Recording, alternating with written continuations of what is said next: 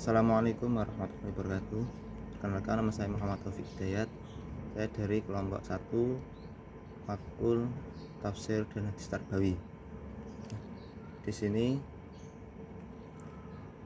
saya akan mempresentasikan judul makalah yang berjudul tujuan pendidikan. Dalam makalah ini memiliki beberapa rumusan masalah. Yang pertama yaitu tentang tujuan pendidikan, bagaimana tujuan pendidikan tersebut. Terus yang kedua, apa saja macam-macam tujuan pendidikan. Yang ketiga, bagaimana tujuan pendidikan menurut Al-Quran dan Hadis. Dan yang keempat, apa saja fungsi khalifah dan hamba Allah. Nah, untuk pada kesempatan kali ini saya akan menjelaskan rumusan masalah yang pertama tentang tujuan pendidikan. Apa sih itu tujuan pendidikan? Sebelum kita lanjut ke situ, kita harus tahu tentang apa itu pendidikan. Jadi pendidikan itu merupakan usaha seseorang manusia untuk meningkatkan ilmu pengetahuan yang didapat baik dari lembaga formal maupun non formal dalam membantu proses transformasi sehingga dapat mencapai kualitas yang diharapkan. Jadi pendidikan merupakan sebuah usaha seseorang untuk meningkatkan ilmu pengetahuan mereka, entah itu didapat dari mana saja. Terus untuk tujuan dari pendidikan Islam, yaitu menurut dari beberapa pendapat. Yang pertama yaitu yang diungkapkan Al-Rashi mengembangkan beberapa tujuan pendidikan. Yang pertama itu membentuk akhlak mulia. Tujuan ini telah disepakati oleh orang Islam bahwa inti dari pendidikan Islam adalah mencapai akhlak yang mulia, sebagaimana misi Rasulullah Muhammad SAW. Yang kedua, mempersiapkan peserta didik untuk kehidupan dunia dan akhirat. Yang ketiga, mempersiapkan peserta didik dalam dunia usaha, tahu mencari rezeki yang profesional.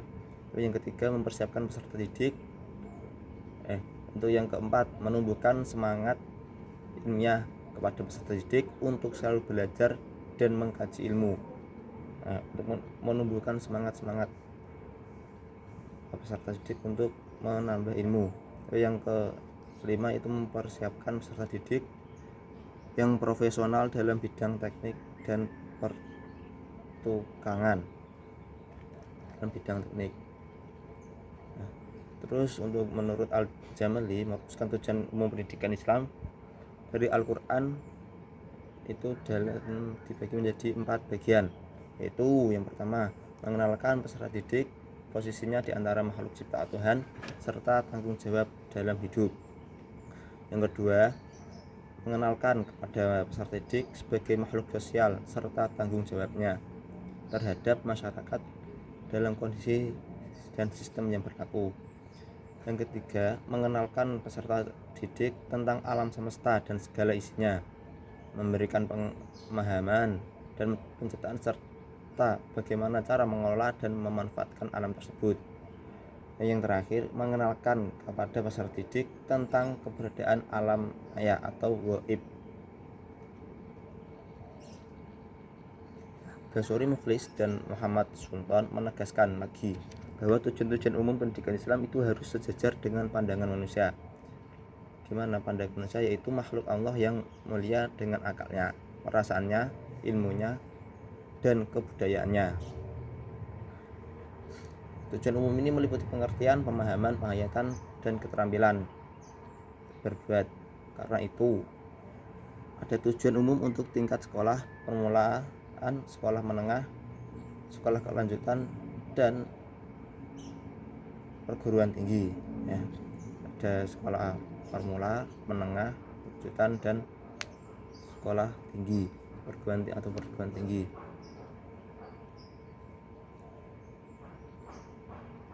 Nah, dari samping dari tujuan-tujuan yang di atas tadi, ada 10 macam tujuan yang khusus dalam pendidikan Islam.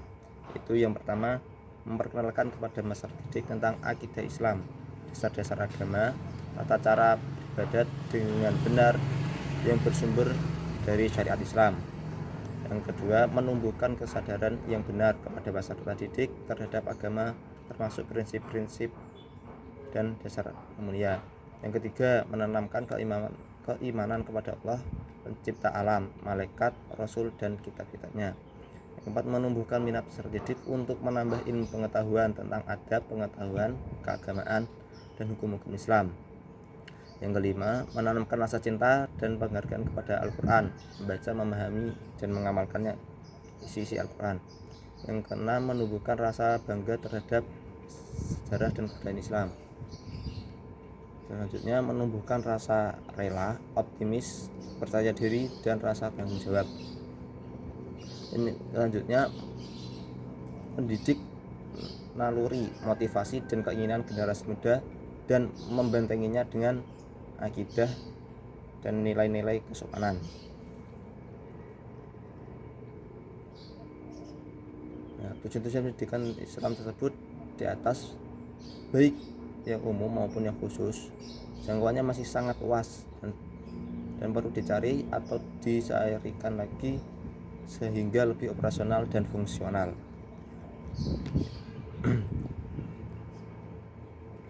Ya, jadi inilah tujuan-tujuan dari pendidikan Islam. Ya, mungkin hanya itu yang dapat saya sampaikan, kurang lebihnya mohon maaf. Assalamualaikum warahmatullahi wabarakatuh.